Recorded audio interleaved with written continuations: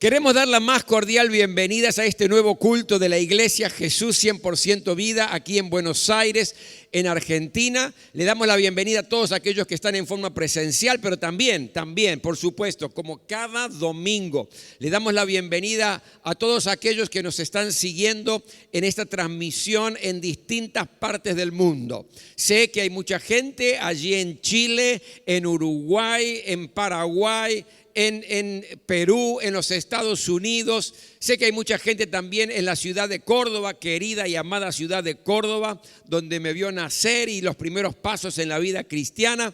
Y también aquellos que están en Europa, especialmente en España. A todos un abrazo muy grande aquí desde la Iglesia Jesús 100% Vida, deseando que Dios hoy de una manera sobrenatural a todos nosotros puede estar hablándonos de una manera personal, fortaleciendo nuestra vida y generando el deseo de amarlo más, el deseo de comprometernos más con la vida espiritual.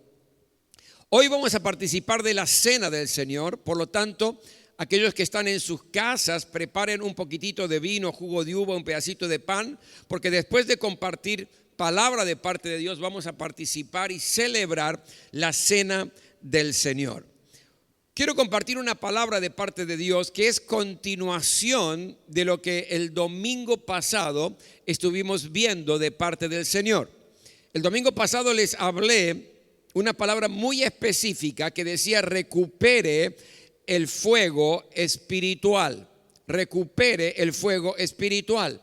Si usted no escuchó esa palabra, yo quiero animarle a que pueda entrar allí a las redes, a YouTube o al Facebook, y allí, si no la vio, que vuelva a verla y que disfrute lo que Dios tiene como desafío para su vida. Pero hoy tengo una palabra que es la continuación de eso, y es ¿cuál es el precio que tendríamos que pagar para tener ese fuego espiritual? Vamos a abrir la Biblia en un versículo muy conocido, a lo cual hoy voy a basar lo que quiero compartirles. Segunda de Crónicas, capítulo 7, versículo 14. Segunda de Crónicas, capítulo 7, versículo 14. Dice así la palabra de Dios: si mi pueblo, que lleva mi nombre, se humilla y ora y me busca y abandona su mala conducta, yo lo escucharé desde el cielo, perdonaré su pecado y restauraré su tierra. Permítame leerlo de nuevo, porque yo creo que de la simple lectura Dios ya comienza a obrar a través del poder de su Espíritu Santo en nuestra vida. Segunda de Crónicas 7:14 dice así: si mi pueblo que lleva mi nombre se humilla y ora y me busca y abandona su mala conducta, yo lo escucharé desde el cielo, perdonaré su pecado y restauraré su tierra. Este versículo que acabamos de leer, tan corto pero tan preciso y tan poderoso, nos deja tres enseñanzas claves si usted y yo queremos recuperar el fuego espiritual. Si queremos encendernos con el fuego de Dios para los tiempos que vienen. ¿Qué son las tres cosas que nos enseña? Primero, ¿quiénes somos? Segundo, ¿qué debemos hacer? Y tercero, ¿qué promete Dios para su iglesia? En primer lugar, ¿quiénes somos? Dice aquí, si mi pueblo. La primera verdad que me deja este versículo es que usted y yo somos el pueblo de Dios. No somos el pueblo de Dios por merecerlo. No somos el pueblo de Dios porque somos mejores que otros.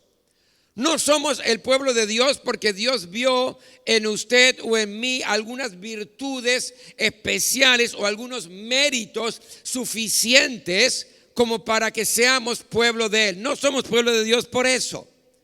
Somos pueblo de Dios a pesar de nuestros errores. Somos pueblo de Dios a pesar de nuestras debilidades. Somos pueblo de Dios a pesar de nuestras flaquezas, a pesar de nuestros pecados. Somos pueblo de Dios porque Dios nos ama incondicionalmente y no desiste de nosotros. No nos deja de lado a pesar de todas nuestras flaquezas y errores. Dios nos puede llegar a disciplinar, claro que ¿y por qué nos disciplina, pastor? Porque nos ama. Dice la Biblia que al que ama, disciplina, corrige, encausa. Por lo tanto, Dios puede disciplinarnos a usted, a mí, por su amor, pero nunca, a pesar de ser disciplinados en varias oportunidades, nunca dejaremos de ser pueblo de Dios. Y esto es algo que usted tiene que creerlo, aferrarse con todas sus fuerzas, con todos sus deseos. Usted, mi querido, es pueblo de Dios. Usted es familia de Dios. Usted es hijo de Dios. Usted es rebaño de Dios. Usted es heredero de Dios. Es la niña de los ojos de Dios. Usted es propiedad exclusiva del Señor porque ha sido sellado con el Espíritu Santo. Usted y yo le pertenecemos a Dios. Somos pueblo de Dios. Por eso nos entusiasma la esperanza que cosas muy buenas van a pasar con nosotros. Ser pueblo de Dios es un gran privilegio, pero al mismo tiempo es una gran responsabilidad, porque tenemos la responsabilidad de demostrarle al mundo la luz del Evangelio de Jesucristo. Tenemos la responsabilidad de mostrar cómo se vive en el reino de Dios, pero también tenemos la responsabilidad de tener una experiencia profunda, sincera y gloriosa de el fuego de Dios en nuestras vidas, de un avivamiento personal, porque Dios no va a hacer nada en nuestro contexto, en nuestro entorno, si primero no lo hace en nuestras vidas. Y esa es la responsabilidad. Note, si mi pueblo, y me llama la atención esa partícula sí, porque esa partícula sí es un condicional. En un contexto de avivamiento, porque Dios quiere restaurar y sanar la tierra. En ese contexto de sanidad, de restauración, de cambios, de transformación, dice, sí, mi pueblo, un condicional. Es decir, si mi pueblo hace esto, entonces haré lo otro. Ahora, ¿por qué el Señor pone un condicional? Porque a pesar de ser pueblo de Dios, podemos estar apartados de Dios. A pesar de ser pueblo de Dios, podemos deliberadamente y hasta yo diría rebeldemente perder la comunión íntima con el Señor. Dios no nos abandona, pero no estamos en una comunión fuerte e íntima con Dios. Y si queremos recuperar el fuego espiritual, hoy Dios nos está llamando a usted, a mí, a renovar esa comunión íntima con Él. Dios nos está convocando a una nueva oportunidad de tener sed de Dios, de disfrutar de su presencia. Y uno dice, ¿y por qué?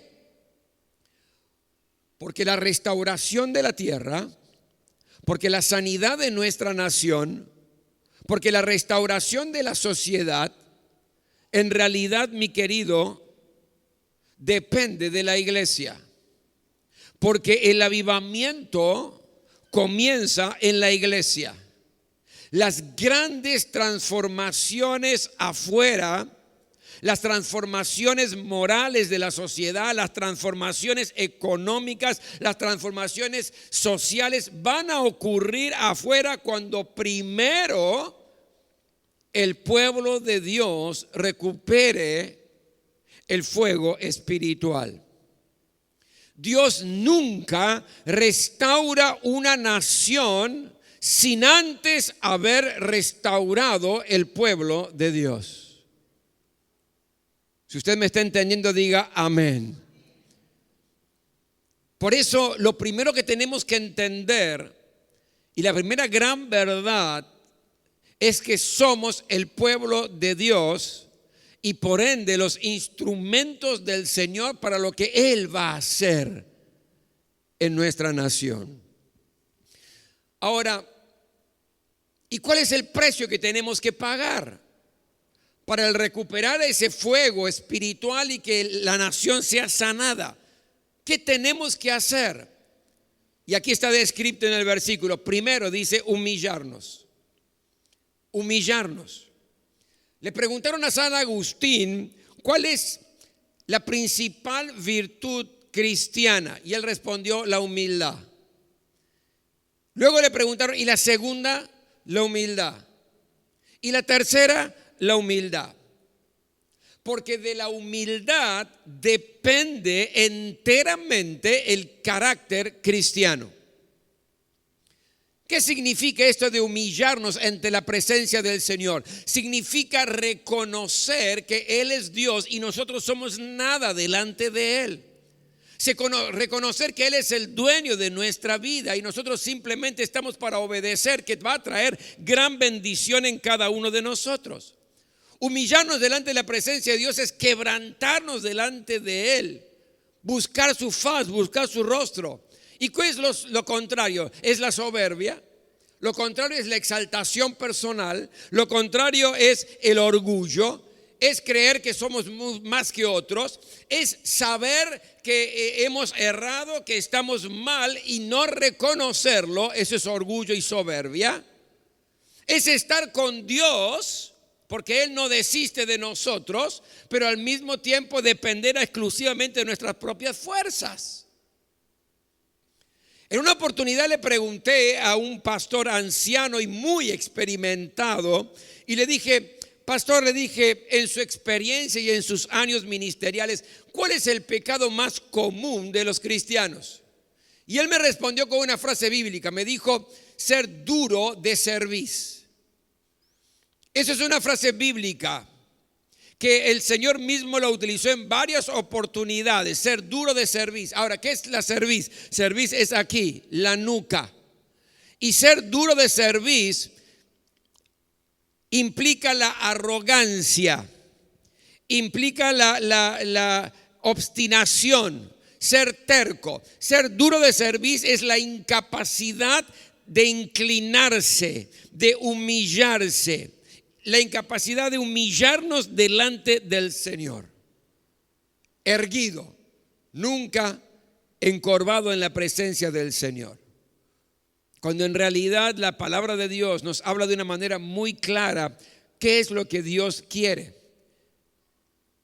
En el profeta Miqueas específicamente dice: ¿qué es lo que Dios nos pide? 3 cosas: hacer justicia, amar misericordia y humillarte delante de tu Dios. La Biblia dice: Dios resiste a los soberbios y da gracia a los humildes.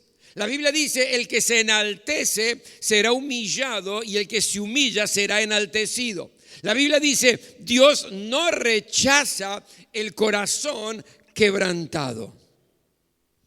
Mi querido, un despertar espiritual comienza con arrepentimiento y con quebrantamiento.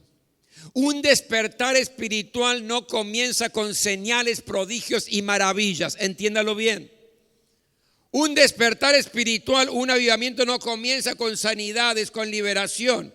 Pero ¿cómo no hay eso? Sí hay eso, pero no comienza con eso. No es el origen de un despertar, no es el origen del fuego espiritual en nuestras vidas. Esas señales que son tremendas, esos milagros que son maravillosos, son consecuencias de un despertar espiritual. Josías, Un rey de Judá, muy jovencito, tuvo que tomar el trono por circunstancias familiares terribles. Y este muchachito tenía 16 años, ya era el rey de Judá, y la ciudad, el pueblo de Dios estaba viviendo un tiempo desastroso, estaba viviendo un tiempo de agonía moral, espiritual, económica, en todos los órdenes de la vida. Estaba un desastre, y de pronto encuentran el libro de la ley, que algunos dicen que era el libro de Deuteronomio, porque eso estaba ahí caído y derruido en medio del templo que había sido destrozado. Y cuando encuentran el libro de la ley, que era el libro de Deuteronomio, van al rey Josías y le dicen: encontramos este libro. Y Josías dice: quiero que me lo leas delante de todos sus siervos. Y le leen el libro, y cuando leen el libro, él comienza a tener una convicción de pecado, comienza a quebrantarse. Dice la Biblia que él rasgó sus vestiduras, lloraba amargamente. Y uno le diría: pero Josías, espera un poquito, estás delante de tus siervos, estás delante de tus esclavos, ¿cómo vas a hacer una cosa así? Anda a tu cuarto y quebrantate allí, llorá allí. Pero cuando hay un verdadero quebrantamiento, cuando hay una verdadera humillación en la presencia del Señor, no te interesa el status quo, no te interesa la opinión del otro. Es Dios obrando en tu vida y en tu corazón. Es una verdadera humillación delante del Señor, un quebrantamiento, un reconocimiento que necesitamos de su misericordia. ¿Y qué pasó con Josías? Después de ese quebrantamiento, al poco tiempo comenzó el más grande avivamiento espiritual en el pueblo de Dios, que trajo grandes bendiciones económicas, de conquistas sociales, espirituales. Primero, queremos recuperar el fuego espiritual, tenemos que aprender a humillarnos y quebrantarnos delante de la presencia de Dios, reconocer nuestros pecados, nuestros errores, arrepentirnos de ellos. En segundo lugar, ¿qué más dice aquí? Primero, que se humillen. Segundo, que oren. Que ore, mi pueblo ore. La vida espiritual y su crecimiento depende en gran manera de la oración. Según el tiempo, mi querido, que le dediques a la oración, entonces o florecerá o va a decaer tu vida espiritual. Por eso hay cristianos que están débiles. Por eso hay cristianos que están llenos de dudas. Por eso hay cristianos que están amargados, derrotados, que no disfrutan la vida cristiana. ¿Por qué? Porque no oran, porque no renuevan la comunión con el Señor. Y Satanás es especialista para ponernos trabas y ponernos obstáculos, como por ejemplo la falta de tiempo. Pastor, vivo las corridas, me levanto temprano, vengo tarde, estoy cansadísimo, entonces como que no hay tiempo para orar. O la falta de concentración, estás orando y tu cabeza está pensando en la deuda, tu cabeza está pensando en lo que vas a hacer. O la falta de ganas de orar. Tengo el tiempo, pero no tengo ganas de orar.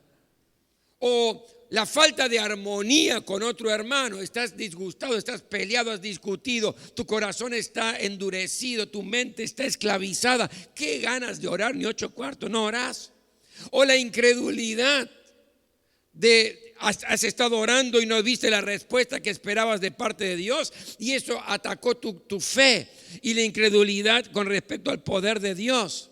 O algún pecado oculto, porque se bloquea la comunión con Dios cuando estamos con pecados ocultos. Es decir, Satanás aprovecha situaciones para que, por más que te esfuerces en la carne y humanamente, no podés tener el tiempo que necesitas y deseas orar.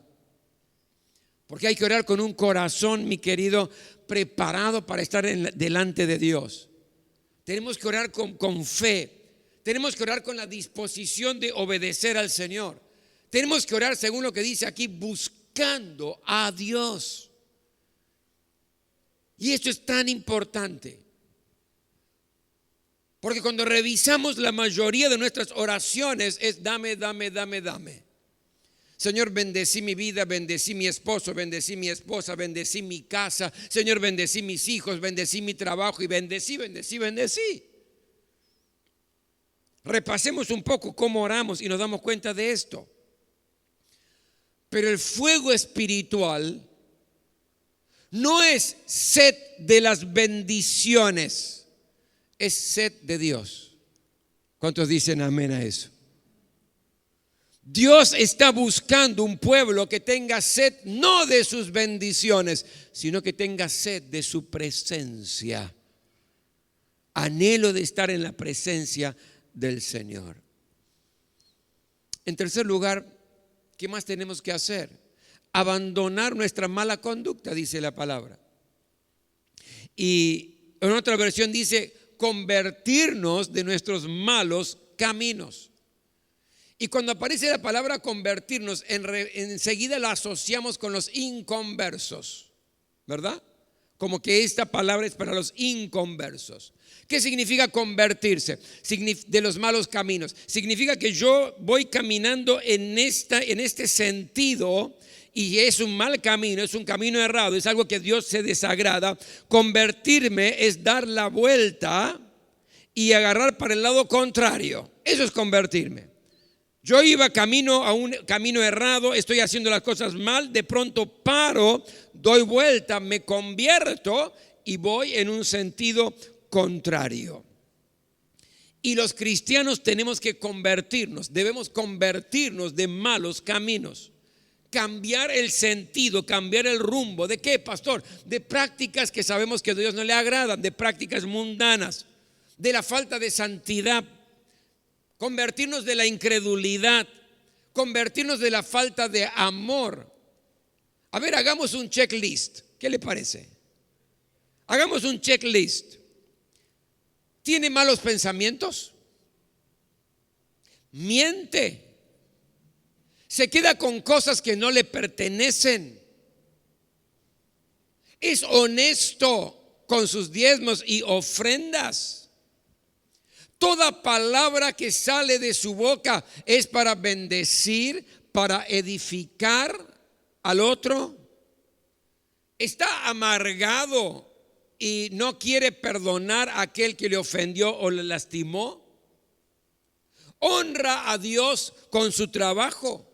Es decir, ¿cuáles son los malos caminos de los cuales necesito convertirme? Ir en otra dirección.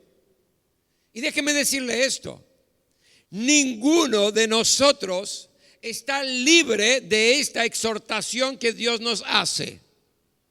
Nadie puede enfrentarse a Dios diciéndole: Señor, yo no necesito convertirme de nada, porque todos tenemos pecados y todos tenemos caminos errados, de los cuales tenemos que convertirnos. Por eso qué importante es hacer esta oración. Señor,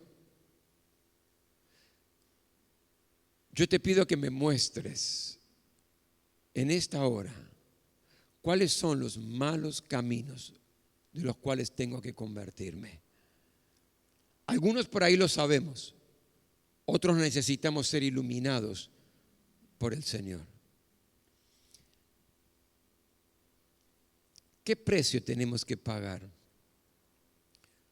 Humillarnos en la presencia del Señor, quebrantándonos, orar buscando la presencia del Señor y convertirnos de sus malos caminos. Ahora, ¿y qué promete Dios? Entonces, ¿qué? Entonces, después que nos humillamos ante su presencia y reconocemos quién es Él y que no somos nada, después que oramos buscando su rostro, no simplemente como un catálogo de pedido, después que nos convertimos de los malos caminos, entonces Dios promete tres cosas. Primero, promete escuchar nuestra oración de quebrantamiento. Dios promete escuchar y ver nuestro corazón que está quebrantado, porque Dios no rechaza, dice la Biblia, un corazón que está quebrantado. Segundo, no solamente nos escucha, sino que perdona nuestro pecado, perdona nuestros errores. Déjeme decirle esto y se lo quiero enseñar. El amor de Dios es incondicional para con usted. Haga lo que haga y sea lo que sea. El amor de Dios es incondicional. Pero el perdón de Dios no es incondicional. El perdón de Dios depende de nuestro arrepentimiento, depende de que le confesemos a Él nuestro pecado y que nos apartemos del pecado. ¿Se entendió, verdad? Dios te ama, Dios te va a amar siempre, no importa la condición y la situación que te encuentres. Puedes ser la peor persona en el mundo y Dios te va a seguir amando. Pero que te ame no significa que va a perdonarte. ¿Por qué? Porque el perdón de Dios depende, está condicionado a que me arrepienta, a que confiese ese pecado y que me aparte. Porque entonces, dice la Biblia, alcanzaré misericordia de parte del Señor. Por eso dice la Biblia, primero Dios va a escuchar. Segundo, Dios promete perdonar mis pecados, los pecados de su pueblo. Y tercero, Dios promete restaurar la tierra, sanar la tierra. La tierra está enferma. Y permítanme en esta hora hablar más específicamente de Argentina, pero creo que es también algo que va para el mundo entero y para cualquier país. La Argentina está agonizando, enferma y agonizando.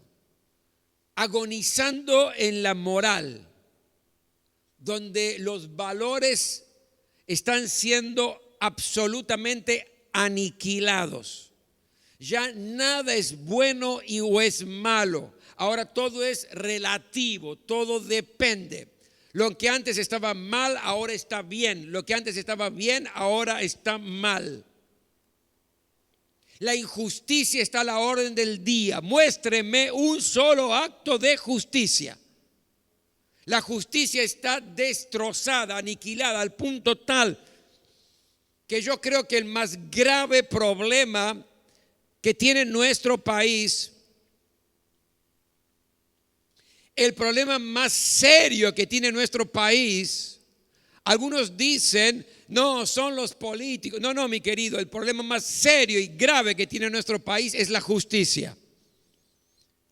Porque si la justicia fuera recta, aquellos que son corruptos irían donde tendrían que ir, a la cárcel o serían condenados. Si la justicia sería lo que corresponde, nadie se atrevería a hacer las cosas que se están atreviendo a hacer hoy en día.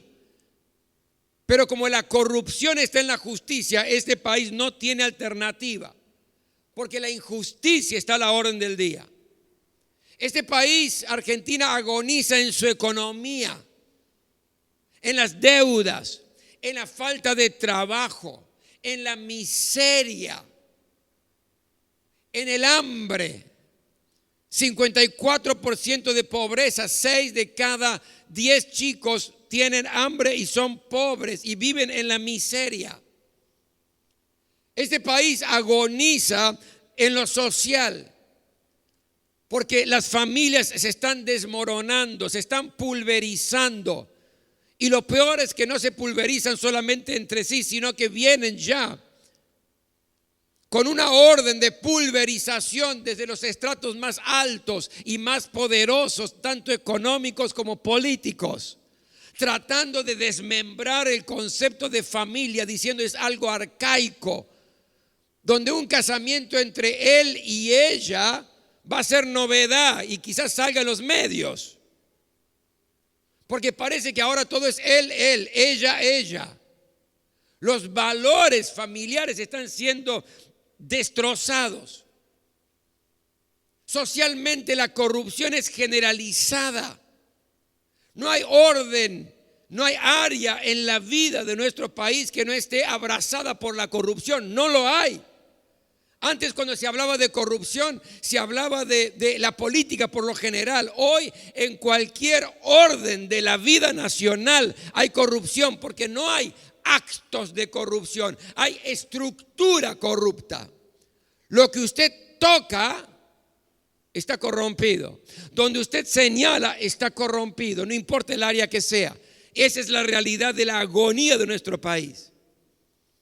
Socialmente la violencia es extrema.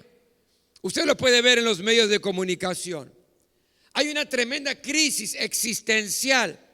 Hay un clima de fracaso, un clima de derrota, de angustia, de tristeza, de desconcierto, un clima de amargura, de miedo, de temor. Mi querido, la Argentina está enferma.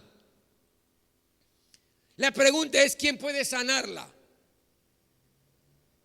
¿Quién puede restaurar valores? ¿Quién puede restaurar la vida social, la vida familiar? ¿Quién puede restaurar esta nación? Porque todo ha fracasado. La ciencia se fracasó. Aunque damos gracias por el avance de la ciencia, y la Biblia dice que en los últimos tiempos será grande el avance de la ciencia, pero todavía no se ha inventado una pastilla para la injusticia. Todavía no se ha inventado un jarabe contra la deshonestidad que hay en el país. La ciencia ha fracasado. La sociología ha fracasado, porque ninguna estructura social logra detener la crisis existencial que tiene el hombre. Ningún sistema sociológico logra quitar el miedo, el temor, la sensación de soledad, la amargura del corazón. Ni las dictaduras, ni las democracias, ni el comunismo, ni el socialismo, ni el liberalismo, ninguna estructura social es perfecta que logre sanar nuestra nación. La educación ha fracasado. Y no estoy haciendo una apología de la ignorancia. No estoy diciendo con esto que no hay que estudiar, no me entiendan mal. Pero la educación ha fracasado para las transformaciones de nuestro país. Porque hay gente que es muy culta, que maneja varios idiomas, que tiene varios títulos pegados allí y diplomas en sus paredes, pero es gente que miente y que roba. Y al mismo tiempo hay gente ignorante que quizás no sabe ni leer ni escribir, que también mienten y roban. Por lo tanto, la educación en sí para transformar y sanar nuestra tierra no es suficiente. Ni hablemos de la política que ha fracasado. Por más que promuevan leyes y decretos contra la corrupción, no logran erradicarla y no lo lograrán. Entonces la pregunta es: ¿y entonces quién puede sanar nuestro país? ¿Quién puede restaurar la Argentina? ¿Quién puede hacer que se recobre el carril que tenía nuestro país? Mi querido, solo Dios puede cambiar y transformar la triste realidad que estamos viviendo. Y entonces, ¿por qué no lo hace? Si todo fracasó y solamente Dios puede transformar, restaurar la tierra, si Él puede sanar la tierra, sanar nuestro país, sanar la Argentina de la degradación en todos los órdenes de la vida, ¿por qué no lo hace? ¿Sabe por qué, mi querido? Porque Dios está esperando que su instrumento en la tierra, que sus manos en la tierra, que su voz en la tierra, que es la iglesia, primero tome conciencia que es la fuerza más poderosa existente sobre la faz de esta tierra. La fuerza más poderosa no es el poder político. La fuerza más poderosa no es el poder de las multinacionales, ni el poder económico. La fuerza más poderosa que existe sobre la faz de la tierra es la iglesia de Jesucristo. Lo hemos leído. Si mi pueblo, que lleva mi nombre, se humilla y ora y me busca y abandona su mala conducta, yo lo escucharé desde el cielo, perdonaré su pecado y sanaré su tierra. restauraré su tierra. Aquí no habla de política, no habla de dinero, habla de la iglesia como el agente de sanidad de la tierra. Y tenemos que tomar conciencia que la transformación de este país o de cualquier país en este mundo depende de la iglesia de Jesucristo. ¿Sabe? Yo fui criado con una imagen cambiada con relación a lo que es la iglesia. Fui criado con este concepto. Tenemos que meternos todo dentro de la iglesia, cerrar las puertas y poner la comisión de hombres y el equipo pastoral detrás de la puerta para que el mundo no entre. La comisión de damas cerrando las ventanas y los jóvenes adentro, metra, guitarrita, ping-pong y social, para que el mundo no entre a la iglesia. Pero ¿qué dice la Biblia? Las puertas del infierno no prevalecerán contra la iglesia. No es las puertas de la iglesia resistiendo al mundo, las puertas de la iglesia resistiendo al mismo infierno. Es todo lo contrario. Son las puertas del infierno que no logran resistir el avance de la iglesia. ¿Qué me habla de esto? No es una iglesia que se está defendiendo, no es una iglesia que se está cerrando para que el mundo no entre, sino que es una iglesia que está marchando al son del tambor de Dios, y que tiemble el diablo y que tiemble los espíritus demoníacos, que tiemble el mundo, porque la iglesia avanza y ni el propio infierno podrá detenerla.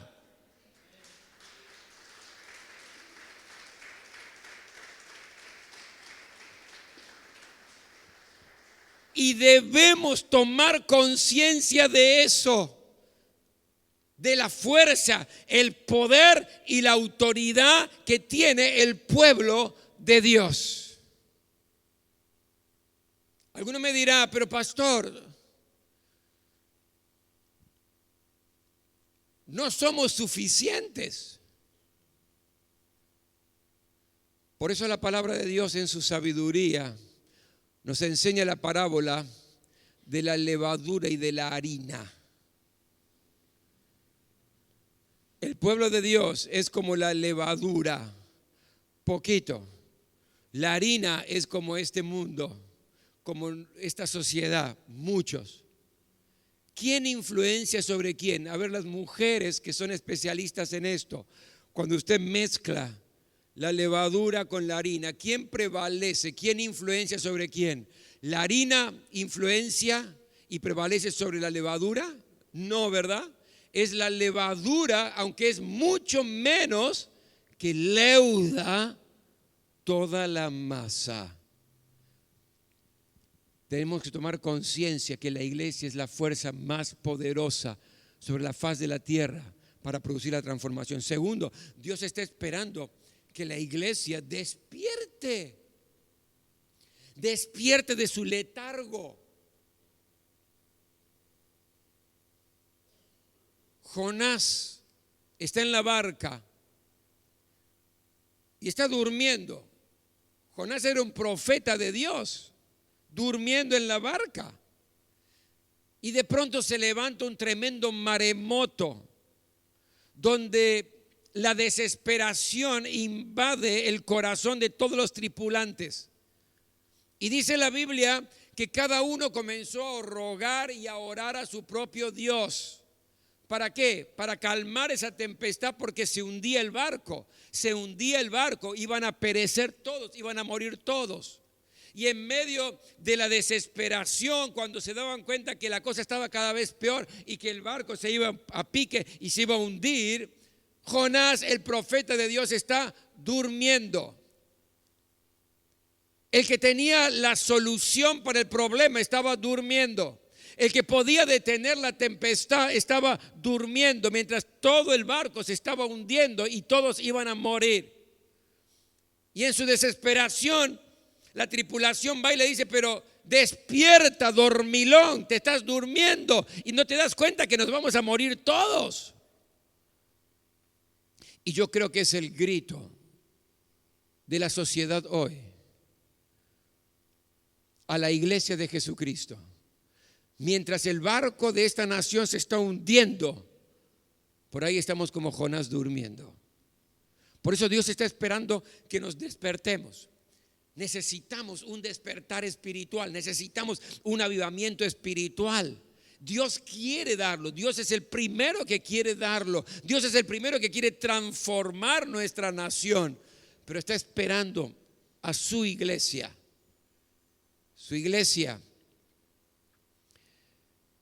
que abandona sus malos caminos, su iglesia que ora, su iglesia que se humilla y se quebranta delante de su presencia. Y por último, ¿qué está esperando el Señor para hacer algo? Está esperando, mi querido, que la iglesia proclame con denuedo el poderoso mensaje del Evangelio de Jesucristo. Está esperando que prediquemos el Evangelio del reino de Dios, no un simple catálogo de promesas. Cuando revisamos los púlpitos hoy en día es toda promesa, promesa, promesa y promesa. Y es verdad, Dios es un Dios de promesa, Dios es un Dios que va a cumplir sus promesas, Dios es un Dios de bendición, pero no se reduce el Evangelio de Jesucristo solamente a las promesas de bendición. El Evangelio del reino habla del Evangelio donde hay un rey que hay que obedecer, un rey donde establece reglas que hay que vivirlas. Y la iglesia tiene la responsabilidad de predicar el Evangelio del reino. No simplemente las promesas, sino también un llamado al arrepentimiento, un llamado al compromiso personal y un compromiso serio con Jesucristo, predicando la palabra a tiempo y fuera de tiempo. ¿Por qué? Porque dice la Biblia, agradó a Dios salvar a los creyentes por medio de la locura de la predicación.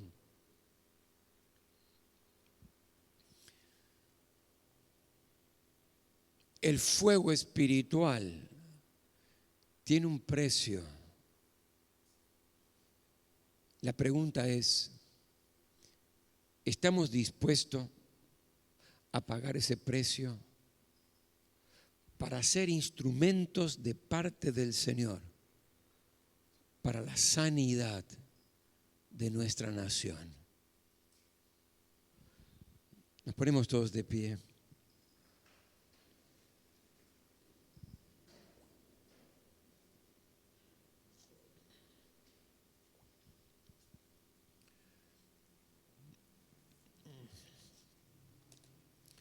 Quiero que cierres tus ojos para no distraerte,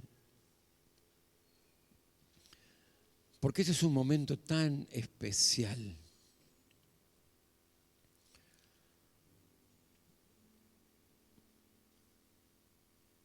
Este es un momento donde decidimos o asumimos el rol como pueblo de Dios o dejamos que todo siga igual. Pero después no nos podemos quejar, ¿sabe? No nos podemos quejar de que hicieron esto, hicieron lo otro, nadie hizo esto, nadie hizo lo otro, cada vez estamos peor, la cosa no funciona así, la decadencia moral, no nos podemos quejar. Porque nada ni nadie, excepto la iglesia, tiene el poder y la autoridad como agentes del reino de Dios y como instrumentos de Dios para que se sane la tierra. Pero Dios quiere una iglesia que se humille y se quebrante en su presencia, que reconozca sus pecados, sus errores, que no seamos duros de cerviz,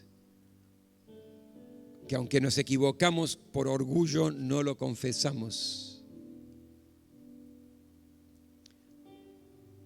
Dios quiere una iglesia que ore, no simplemente pidiendo, sino teniendo sed de su presencia, no sed de sus bendiciones, sed de su presencia, sed de Dios.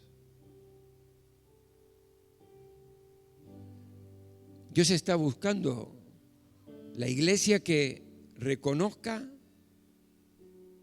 que hay caminos errados que está transitando y que se convierta. Que se convierta. Entonces, voy a escuchar, voy a perdonar y voy a sanar su nación, su tierra. cierre sus ojos y tenga este momento para orar con el Señor, para decirle con toda honestidad si está dispuesto a ser parte de este proceso de restauración de la tierra. Para orar diciéndole: Señor, yo quiero recuperar el fuego espiritual en mi vida. Yo lo necesito, lo anhelo. Y voy a estar listo, voy a estar lista para ser instrumento en tus manos.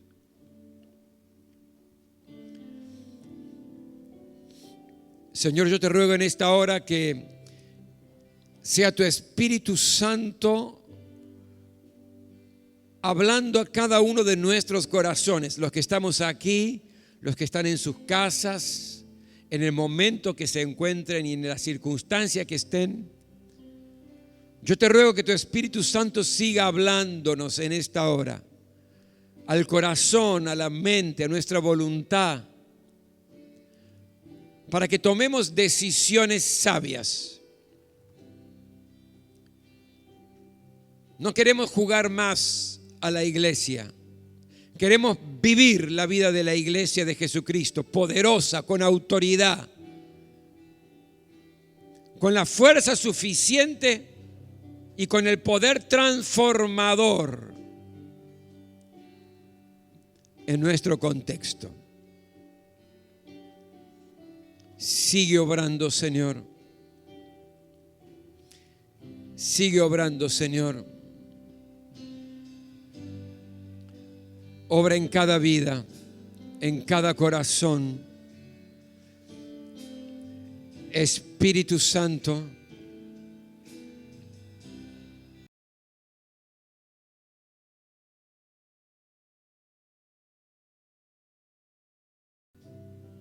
yo recibí del Señor lo mismo que les transmití a ustedes, que el Señor Jesús, la noche en que fue traicionado, tomó pan y después de dar gracias lo partió y dijo: este pan es mi cuerpo que por ustedes entrego, hagan esto en memoria de mí.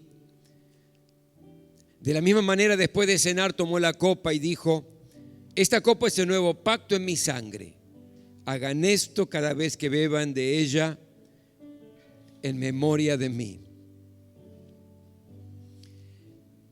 Este es el momento para renovar nuestro compromiso con nuestro Señor Jesucristo, aquel que dio todo y se entregó a sí mismo en la cruz del Calvario por cada uno de nosotros.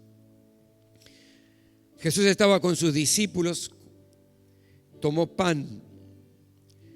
Este pan es mi cuerpo que entrego por vosotros. Ese cuerpo que iba a ser crucificado en la cruz, lastimado, azotado, herido.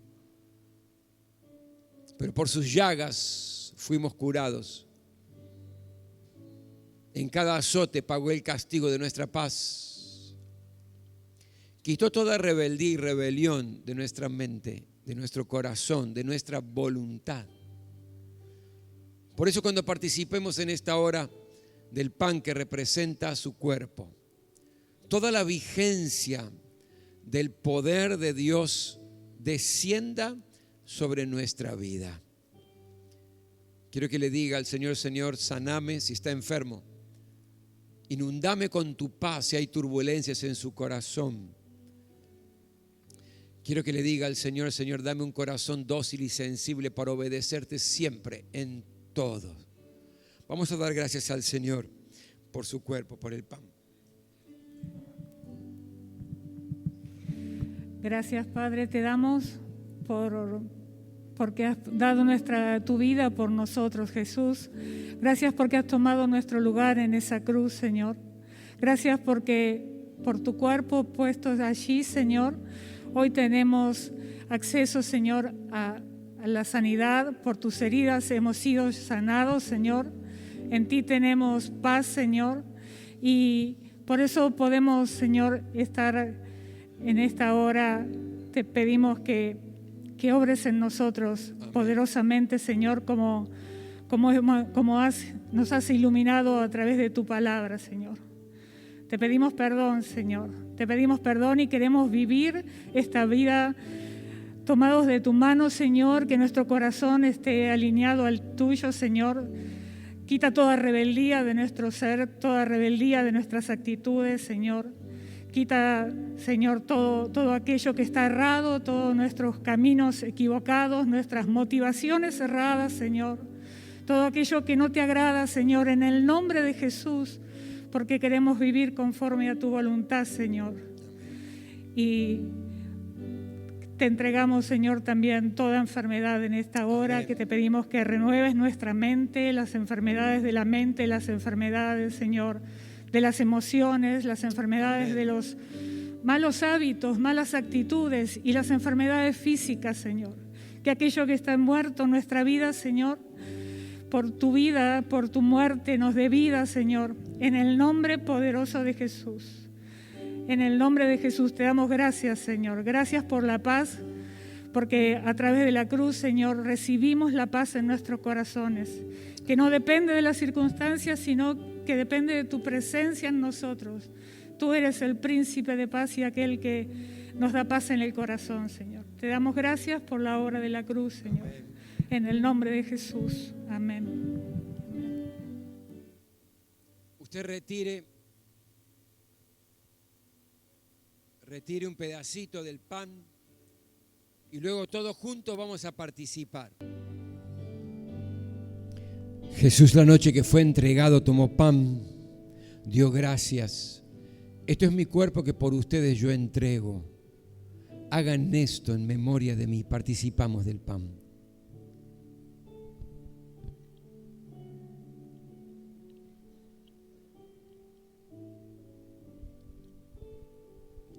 Obra, Señor, con poder en cada vida.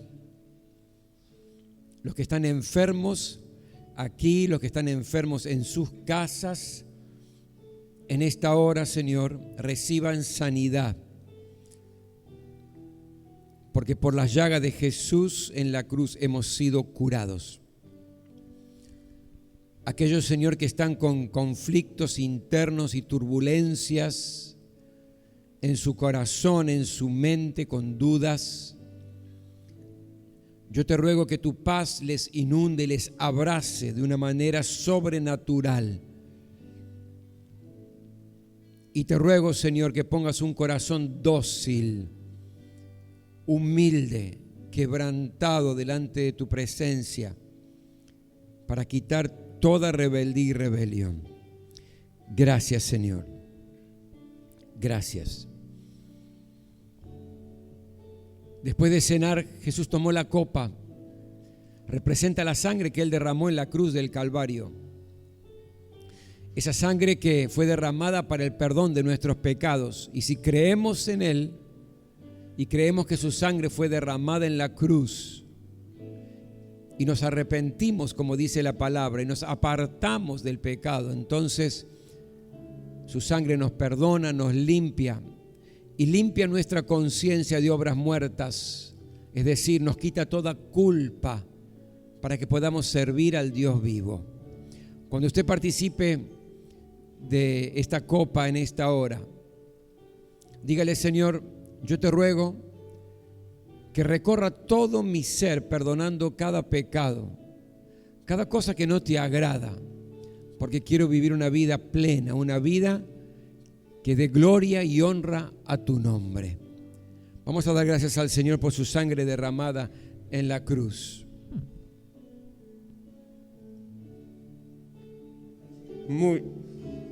Sí. Bueno, que el Señor los bendiga, y la verdad que buena palabra del pastor hoy. Y mientras participamos de la sangre de Cristo, que es la copa que representa la sangre que derramó por cada uno, que realmente el Espíritu Santo de Dios le muestre la parte que tienen que limpiar. Porque aún yo que estoy acá arriba, por ahí muchos ven y dicen: qué santo que es, o el pastor qué santo que es. No, pero somos humanos y tenemos las mismas luchas que todos, pero cada vez que participamos la cena, la sangre de Cristo, tenemos que reconocer que nos limpia, que nos perdona, y meternos acá, porque de acá salimos y estamos en el mundo.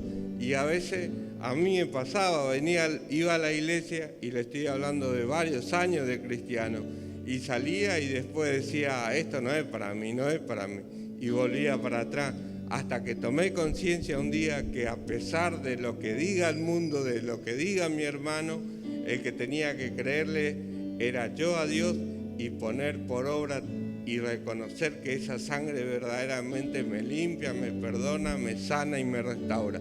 Entonces demos gracias al Señor y dejen que el Espíritu Santo de Dios les muestre y reciban lo que Jesucristo hizo por cada uno de nosotros. Amén. Amén. Bueno, oremos. Bendito Padre, en esta mañana Dios te alabamos, te glorificamos, Señor, te exaltamos, te damos gracias, Señor, por ese sacrificio en la cruz. Gracias por esa sangre preciosa que nos limpia, que nos perdona, que nos da nuevas oportunidades cada día, Señor. Por eso, Señor, en esta mañana te agradecemos, Señor, te agradecemos por este día, por la vida, por poder venir a participar de esta cena, Señor, esta alegría, Señor, estar todos juntos. Por eso te damos tantas gracias, Señor. Bendecimos nuestra vida, aleluya. Señor, bendecimos nuestro hogar, nuestra familia, nuestros hijos, nuestro ministerio. Te damos gracias, Señor. Gracias, Señor, porque sin ese sacrificio, sin esa sangre preciosa, hoy no estaríamos ninguno aquí. Bendito Padre, a ti sea la gloria, la honra y la alabanza, en el nombre de Cristo Jesús. Amén, amén y amén. Amén.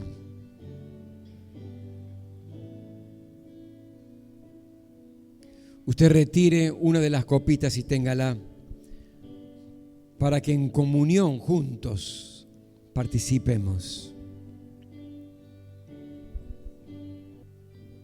Después de cenar, Jesús tomó la copa.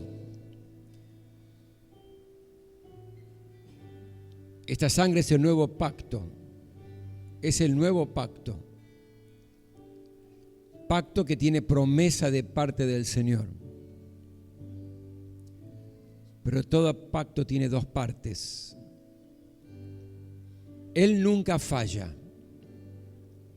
Usted y yo comprometámonos a serle fiel, obedecerle, a vivir conforme a su plan, a su propósito en nuestra vida, siendo libres, porque somos libres de toda atadura y todo pecado por la sangre que Él derramó en la cruz. Participamos.